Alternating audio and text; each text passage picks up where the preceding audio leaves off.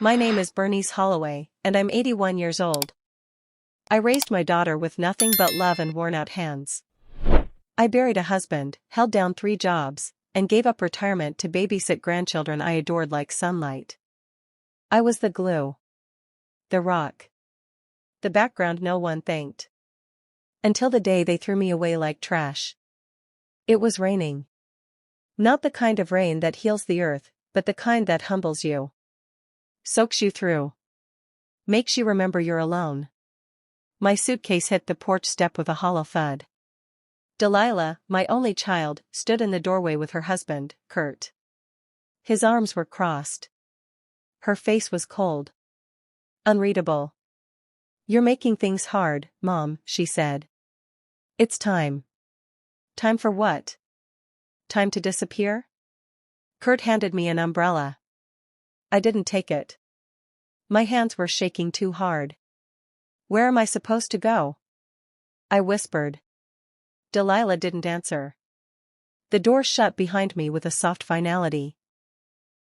I stood there, soaked to the bone, my soft burgundy suitcase resting in a puddle, my whole life packed in one bag. Not even a jacket. The street was quiet. I didn't know which way to walk. No car. No home. No plan. A neighbor peeked through their curtain, but no one came out. I started walking toward the bus stop, rain dripping from my hair, shoes squishing in the gutter. Each step felt like betrayal cutting deeper into my bones. How did I get here? How did the girl I once sang lullabies to grow into the woman who tossed me out like old furniture? I sat on a cold metal bench, under a flickering bus sign, trying to remember the last time she hugged me. It had been years. Everything was about Kurt now. His business. His pride. His perfect image. I was just the shadow in their hallway. I opened my purse. $3 bills. 1 bus pass. A church bulletin I'd tucked away months ago, thinking I might visit. Suddenly, I was no longer a mother, a grandmother, or even a woman with a name. I was a burden. A ghost. And yet, something inside me whispered. Not yet. This isn't how my story ends. I ended up at St. Agnes Community Church, a mile from the bus stop. The janitor, Mr. Palmer, remembered me from years ago when I used to volunteer at Sunday breakfast. He opened the side door, looked me up and down, soaked, shivering, clutching my suitcase, and didn't ask a single question. "Come on in, Miss Bernice," he said softly. "You can sleep in the basement tonight. We got cots and coffee." I nodded once. That was the first human kindness I'd received in days. The basement smelled like old hymnals and dust, but the cot was dry. There were a few other women there, quiet ones, each carrying their own invisible weight. One woman, Edna, must have been close to my age. She handed me a blanket. "Thrown out?" she asked gently. I blinked back tears. "By my daughter." She nodded slowly. "Happens more than folks like to admit." That night, lying under a thin blanket, I stared at the ceiling tiles and tried to piece together where things had gone wrong. Flashback to 1979. Delilah was 4. I remember sewing her Halloween costume by hand, a little bumblebee suit. She laughed so hard when I painted her cheeks. "I want to be just like you, Mama," she said. I thought that meant love would last forever. I was wrong. Present, morning. I woke up to coffee and stale muffins. Mr. Palmer had set aside a fresh coat someone donated. A little big, but it kept me warm. I pulled out a notepad I'd found in the church office. And for the first time in years, I started writing, not prayers, not lists, but my story. Everything. The signs I ignored. The money they borrowed but never returned. How Kurt slowly took over the house, the bills, even my doctor appointments. How Delilah started siding with him, gaslighting me, calling me confused when I remembered things too clearly. By noon, I had 10 pages. By sunset, I had 20. Each word gave me back a sliver of power they thought I'd lost. That evening, Edna sat beside me and read a few lines over my shoulder. "You ever thought about taking this public?" she asked. I frowned. "Why would anyone care?" She smiled knowingly. "Because when one woman tells the truth, 10 others wake up." She handed me a flyer. Free legal aid and community stories, Thursdays, 5 p.m., Gray Center Hall. "You come with me," she said. "You're not alone anymore." The next Thursday, Edna and I took the bus to Gray Center Hall, a brick building with chipped steps and a banner that read "Your Story Matters." Inside, folding chairs lined the walls, and a coffee pot hissed in the corner. That's where I met Elliot Breen. He was in his 70s, thin as a reed, with a camera hanging around his neck and a voice like gravel soaked in honey. "Name's Elliot," he said, shaking my hand. "Retired photojournalist. Now I document truth where nobody's looking." He motioned to my notebook. "May I?"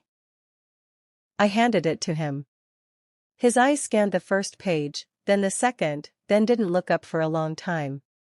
"You were silenced for 40 years, he said softly. "What if we helped you speak now, loud?" He showed me a modest blog he ran for the center. A place where women like me told the stories no one wanted to hear. Abandoned mothers. Manipulated elders. Stolen homes. Broken promises. Elliot clicked on a video titled, "I Raised 5 Kids, and Ended Up Homeless." My throat tightened. This wasn't just my story. This was everywhere. Flashback to 2004. I remember signing over my car title so Delilah could get to her nursing job. I walked to the store for 2 years after that. She sold the car within months. Said the transmission was bad. It wasn't. Back to present. Elliot looked me in the eye. "If we publish this, Kurt will see it. Delilah too.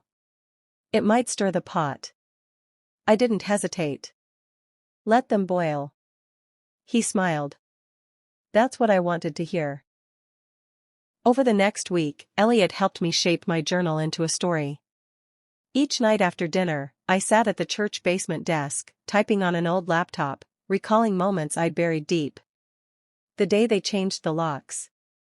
The fake apology note Kurt wrote on Delilah's behalf. The pension money that vanished. By Sunday, we had a title. Newspaper, thrown away at 81, How My Daughter and Her Husband Erased Me. It was bold. Unforgiving. True. On Monday morning, Elliot hit publish. And we waited. By noon, the story had over 3,000 shares. By dinner, it had been picked up by a women's advocacy page. By nightfall, I got a message through the church phone. A woman from Oregon said, "Your story is mine too." I thought I was alone. I cried. Not because I was sad, but because I had finally been heard. By Tuesday morning, the story had gone viral. Over 80,000 views, hundreds of comments, and emails pouring in from women, pastors, nurses, even a retired judge who said, "Ms. Holloway, your courage lit a fire we desperately needed." But the praise didn't come alone. By noon, Kurt struck back. It started with a letter slipped under the church basement door. No envelope. No name. Just a single line, scrawled in red marker. "Keep your mouth shut, or next time we throw you out, you won't get back up." Mr. Palmer found it. He looked at me with quiet fear. "Want me to call the police?" I shook my head. "No. Let him watch me stand taller." Flashback to 2011. I remembered the night Kurt first raised his voice at me. He'd slammed a cabinet door because I'd rearranged the pantry. Delilah told me I was being too sensitive. "He's under pressure, Mom. Just stay out of the way." That's when I started making myself small. Quiet. Easy to forget. Back to present. Elliot wasn't surprised. "They always retaliate," he said. "Truth threatens the illusion." He helped me file a report with a local elder protection agency. Then he gave me something better. A microphone. We're going to record your story, video this time. No hiding. We set up in the church garden. One take. No script. Just me, looking into the lens and saying. They threw me out like trash. But I am not trash. I am treasure that endured the fire. And now I burn brighter than they ever imagined. By Friday, the video had 500,000 views. People were angry, and not at me. A journalist from a regional news station emailed. They wanted an interview. Then came the knock. Mr. Palmer answered the door. It was Delilah. No makeup. No smugness. Just tired eyes and a forced smile. Can I talk to my mother? She asked. I stepped forward. Her voice trembled. You didn't have to do this, Mom. I stared at her. You mean tell the truth? Her voice sharpened. Kurt's furious. His business is being flooded with hate mail. You've ruined our lives. No, Delilah. You ruined mine first. I just finally stopped pretending. She stood in stunned silence. I looked her in the eyes and said. I gave you everything. And you gave me the curb. Now I'm giving you something back, accountability. And then I shut the door. The morning after Delilah showed up, I found a voicemail from an unfamiliar number. I hit play. This is Eliza Monroe, from Silver Light Legal Aid. Ms. Holloway, I read your story. We'd like to offer you pro bono representation, especially if there's been financial exploitation. My hands trembled. Legal help? Real lawyers? For the first time in a long time, I felt like the ground beneath me wasn't just falling apart, it was shifting in my favor. Flashback to 1992. Delilah had just graduated high school. I'd saved up for a used car as a surprise gift. She burst into tears when I handed her the keys. She hugged me so tight. I'll never forget this, Mama, she said. But she did. The car was traded within the year for something Kurt liked better. Present, Grace Center. Eliza Monroe met me in person that Friday. Sharp suit. Braided hair. Firm handshake. She sat beside me, not across from me. That mattered. I went through your documents, she said. Your pension, property title, and power of attorney, all of it shows red flags. Kurt pressured me to sign things I didn't understand, I admitted. Eliza smiled gently. That's what they count on. But we're going to hit back, with facts, filings, and truth. By Monday, we had filed the first motion. A formal complaint of elder financial abuse. And then another. A request to freeze assets Delilah and Kurt had moved without consent. The news picked it up again. The headline was bold. 81-year-old woman takes legal action after family abandons her. That same day, someone left flowers outside the church basement with a note. For the warrior you've always been. A daughter who regrets. I cried for a long time. Not because of pain. But because I finally felt seen. Later that week, confrontation. Kurt finally showed up. He didn't knock. He stormed into the church kitchen like he still owned the world. You think this little pity parade's gonna last? He spat. You're nothing without us. I stood tall. You're wrong. I'm everything you hoped I'd forget I was. He tried to laugh it off. But I didn't flinch. I pointed to the exit. Get out before I call the police, and the reporters who are dying to meet you. He left. Fast. And for the first time, I felt powerful. That night, Elliot, Edna, and Eliza joined me for dinner in the basement. We ate chili off paper plates and toasted with plastic cups of ginger ale. To truth, Elliot said. To fire, Eliza added. To not going quietly, I said. We clinked cups. And laughed. I met Marlene Tyson the next morning at a small law office tucked behind the bakery on Main Street. No marble floors or leather chairs, Just a tiny desk, a blinking printer, and a woman in a red pantsuit with sharp eyes and zero patience for bullies. She stood up, shook my hand firmly. "You're Ruth Alcott. I read your article 3 times. I didn't sleep. I was furious." I smiled. "Welcome to the club." Marlene got right to work. She asked for everything: the forged documents, the bank records, the power of attorney Dean tricked me into signing after my surgery.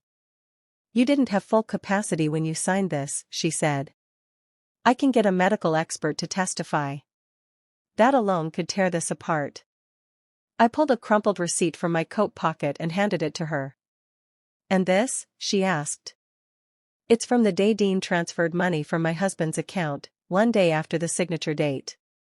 I found it buried in an old file folder." Marlene's eyes lit up like Christmas morning. "You've got receipts, literally. Ruth, you're going to bury them in court." Flashback to 2001. Walter had only been gone a few months. Delilah came by, not with flowers, but with financial questions. "Do you really need that insurance check, Mom? You're not exactly working anymore." I laughed at the time. Thought she was joking. She wasn't. Back to present. That night, I walked home with a folder full of paperwork, a business card that said Tyson Legal Solutions, and something I hadn't felt in years: control. When I reached my trailer, there was a note taped to the door. "We know what you're doing. Stop or else." It was scrawled in marker. No name. Just threat. I stared at the note, then folded it neatly and slid it into a folder labeled "Fear doesn't work here anymore." I made tea. Sat down at the kitchen table. Looked through my files. And I smiled. Jules came by around 9 p.m. with blueberry pie and something better, a flash drive. I printed screenshots from a Facebook group Delilah's in. She's posting about an old woman going crazy, and calling it fake news. I figured it might help your lawyer. I took it gently. "Jules, why are you helping me?" She hesitated. "Because my grandmother raised me too. And when she got sick, my mom dumped her in a nursing home and never looked back. I was 14. Her voice cracked. I still hear her crying some nights. We sat together in silence. And I realized I wasn't just fighting for me. I was fighting for every woman who'd been silenced, erased, or abandoned. Final flashback to 1985. Walter once said, "If they ever turn on you, Ruth, promise me you won't just survive. Promise me you'll stand." That night, I whispered to his photo. "I'm standing now, Walter. And I'm not alone." 3 days after filing the lawsuit, Marlene called me urgently. "Brace yourself," she said. "Dean just filed a counterclaim. He's accusing you of mental instability and financial misconduct." I almost laughed. The man who drained my savings and dumped me in the rain now wanted to flip the story? How creative, I said. Is he desperate already? Marlene wasn't amused. He submitted a false affidavit claiming you've shown signs of dementia and can't manage your affairs. He's trying to discredit you before the real case even begins. Flashback to 2015. Dean once sat beside me at dinner, offered to simplify my banking by linking my accounts to his. "You shouldn't have to worry about money at your age, Ruth." I was tired that night. Lonely. I said yes. That was the beginning of the end. Back to present, small town tension. News of the court case had spread like wildfire. Grady's diner was packed with whispers. Some people were on my side. Others? Not so much. I overheard one old man say, "She probably forgot what she signed." Old folks mix things up. I stood up and walked straight over to his table. My mind is sharp. My memory's better than yours. I remember raising 2 kids without help. I remember taking double shifts while they slept. I remember being used. What I don't remember is asking for pity. He blinked. then nodded. Apologies, ma'am. That's the thing about surviving for 83 years, you stop apologizing. Marlene's strategy. We needed evidence. More than bank records. More than stories. Ezra was digging into Dean's business past. Jules helped me scan old mail and documents, and we found something we never expected. A second life insurance policy Walter had taken out, one that was quietly cashed years after his death. By Delilah. I stared at the paper for 10 full minutes, the number swimming. They hadn't just taken my money. They took his memory, too. Phone call from Delilah. She sounded colder this time. You're going to destroy us, Mom. No, I said. You did that all by yourself. You think people actually care about your story? They care about justice. And they care about women who've been used and discarded. You just forgot I was one of them. There was silence on her end. Then she said, "You've changed." I replied, "No. I just stopped playing dead." Click. The power of community. That night, Jules organized something at the community center. Story night, she called it. One by one, women stood and shared their truths, of betrayal, of abandonment, of being called crazy or too emotional. Then it was my turn. I stood before them with nothing but my voice. They didn't expect me to rise. They counted on me disappearing. But they forgot that I'm not just old, I'm eternal. Like fire, I don't fade. I burn. The crowd stood. Cheered. And I felt something I hadn't in decades seen. The courthouse in Millfield County was cold, with hard wooden benches and the smell of lemon floor polish and nerves. Marlene handed me a small notepad before we entered the courtroom. On the cover, in her neat handwriting, it said, "You are not what they did to you." I clutched it like armor. Dean sat across the aisle, flanked by 2 expensive lawyers. Delilah was beside him, dressed in soft beige like she wanted to disappear. But I saw the twitch in her jaw, the way her fingers kept picking at her sleeve.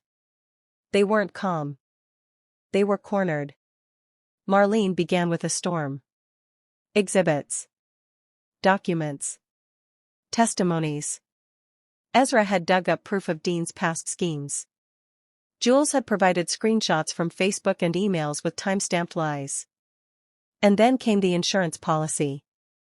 The judge's eyebrows raised at the evidence, a $100,000 policy Walter had set aside for me, cashed in without my knowledge, years later. Delilah stared at the floor. Dean clenched his jaw. There was no permission. No consent. No conversation, Marlene said. This wasn't a family. This was a coordinated theft. Then it was my turn to speak. The courtroom blurred until all I could hear was my own heartbeat. I rose slowly. Walked to the stand. Took the oath. And then I spoke, not as a victim, but as a survivor. My name is Ruth Alcott. I am 83 years old. And for 4 decades, I gave everything to my children. I gave them my youth. My money. My love. My silence. And when I had nothing left, they threw me away. They told me I was crazy. A burden. Too old to matter. But I'm not here today for pity. I'm here because I remembered who I was before they erased me. I was strong. I was sharp. I was a mother. And now? I am no one's victim. You could hear a pin drop. Even the judge leaned in. Marlene gave me a slow, proud nod. And that's when I knew. I had taken the power back. Flashback to the night Walter proposed, 1957. We sat on the tailgate of his truck, eating peach pie out of a tin. He looked at me and said, "You don't need a man to be strong. But if you let me love you right, I'll remind you of it every day." That love stayed, even when the people we raised forgot it ever existed. Later that night, at the trailer, I sat alone, sipping chamomile tea, heart calm. Then there was a knock on the door. It was Delilah. No makeup. No defense. Just tears. I didn't know about the policy, she whispered. You didn't want to know, I replied. Can we fix this? I shook my head gently. No. But we can face it. That's the first thing you've done right in years. She stood in silence. Then nodded. And left. 2 weeks later, I sat in the same courtroom, same worn benches, same stale air, but something inside me had shifted. I wasn't trembling anymore. I wasn't waiting to be heard. Now, I was waiting to be recognized. The judge entered. Everyone stood. Then silence. He read from his notes slowly, voice steady as stone. Based on the evidence submitted, including forged documents, misused financial power of attorney, and credible witness testimony, the court finds that Ruth Alcott's legal and financial rights were willfully violated. Dean's mouth twitched. Delilah sat stone still. The judge continued. All assets seized under the power of attorney are to be returned in full. A formal fraud investigation will be opened into Dean Templeton. Ruth Alcott's legal power over her estate is fully reinstated. Furthermore, this court recognizes Ms. Alcott as the sole rightful beneficiary of the life insurance policy in question. He paused. Then looked directly at me.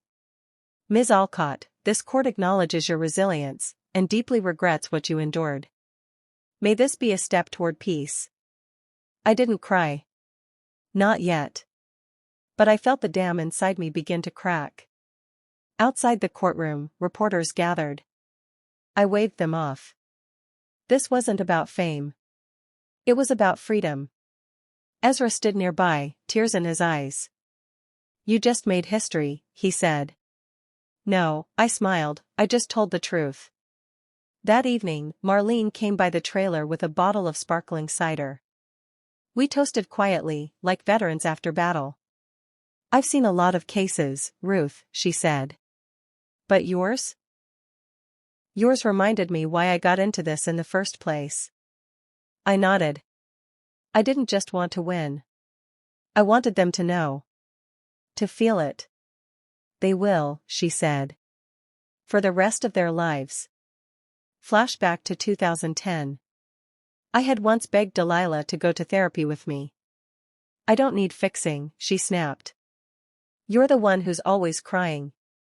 That was the last time I asked. Sometimes daughters grow up and lose their mothers on purpose. Back to present, a letter on the table. A few days later, I received a handwritten letter in a cream envelope. It wasn't from Delilah. It was from Dean's mother. Ruth. I had no idea what he did to you. I raised him better. Or I thought I did. I am ashamed, and I hope you find peace. I pray one day you'll teach your grandchildren what he never learned, kindness and consequence.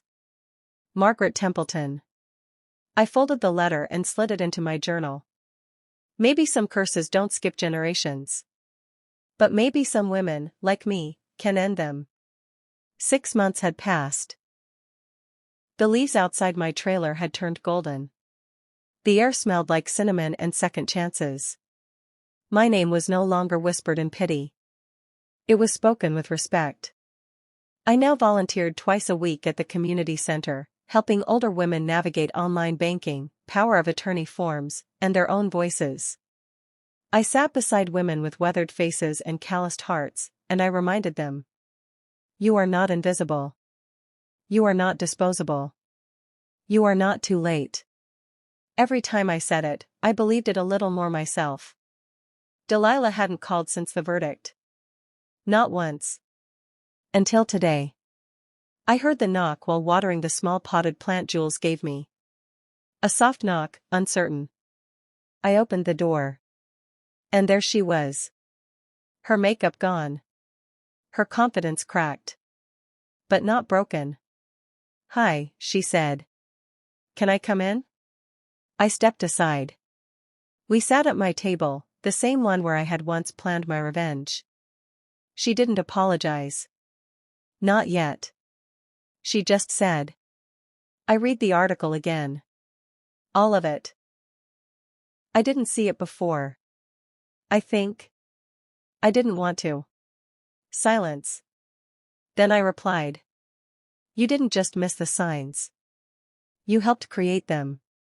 Her eyes welled. I don't expect you to forgive me.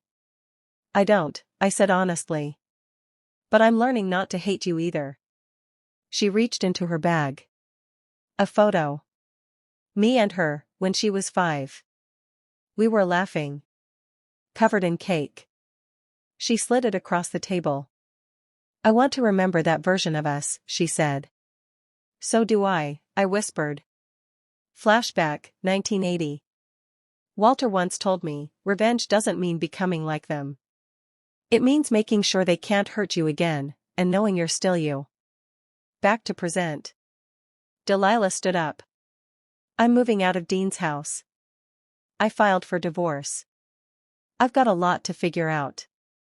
But if there's ever a space for me to earn back your trust, I'll show up. I nodded.